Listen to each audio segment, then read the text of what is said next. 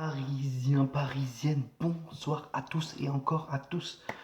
Petite vidéo, voilà, petite vidéo, pourquoi? Il y a eu quelques instants. Donc quand je tourne la vidéo, on est dimanche soir, il est pratiquement minuit. Voilà. Leonardo a pris la parole dans le Canal Football Club et vraiment il a détruit tous les médias qui pensaient négativement du Paris Saint-Germain, même même des Parisiens qui pensent que le Paris Saint-Germain n'est pas prêt cette année. Bref, voilà. Léo a pris la parole et a détruit tout le monde. Voilà, sa communication a été énorme.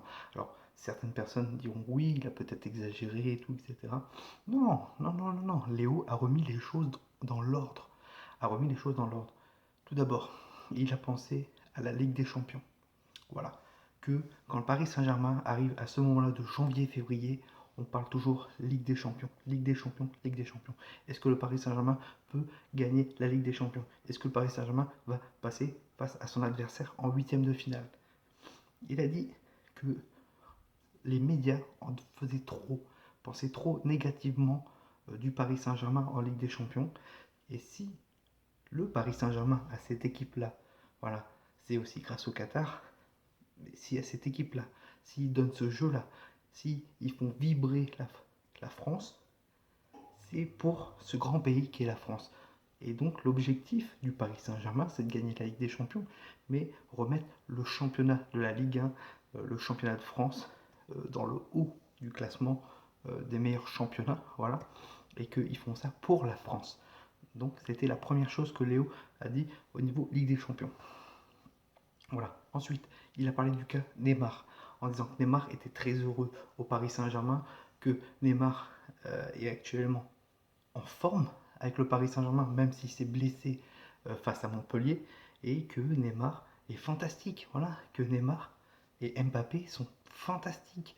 Et il nous a cité même que si on devait citer 5 joueurs, les 5 meilleurs joueurs au monde, c'était Messi, Ronaldo, Neymar, Mbappé et Salah. Voilà. Et il a dit que dans les 5, voire dans les 4, Messi avait 32 ans, Ronaldo 35 ans, Neymar 28 ans et Mbappé 21 ans. Et que le Paris Saint-Germain a fait des choses incroyables en recrutant ces deux joueurs, voilà, même en préparant l'avenir, voilà, parce que c'était incroyable.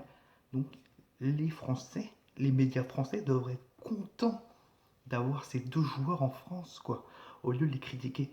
H24, il a parlé du cas Mbappé, certes, voilà, euh, la nervosité du joueur Kylian Mbappé, certes, il n'avait pas à faire ça en sortant de son match face à Montpellier, voilà, et que Leonardo a dit que voilà, il allait régler ça en interne, qui, comment, qu'il a réglé ça en interne et que ça devait rester que au Paris Saint-Germain, que au Paris Saint-Germain, que c'était à lui de gérer ça, et il a vraiment détesté voir des choses de Kylian Mbappé, genre enfant gâté, enfant pourri, enfant capricieux, et tout, etc. D'un côté, Léo, certes, mon avis, je te le dis clairement, euh, pour moi, certes, c'est un enfant gâté, enfin un enfant capricieux, voilà, qui est compétitif et tout, etc.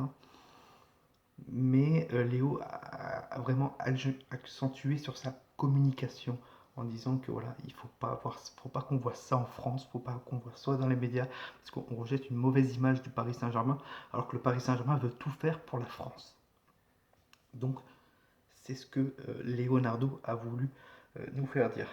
Léo a dit comme quoi qu'il était très content du match de ce soir, voilà, et que même si ils allaient perdre, c'est pas grave, c'est pas un match, c'est pas la mort, c'est pas la mort, c'est un match comme ça, voilà.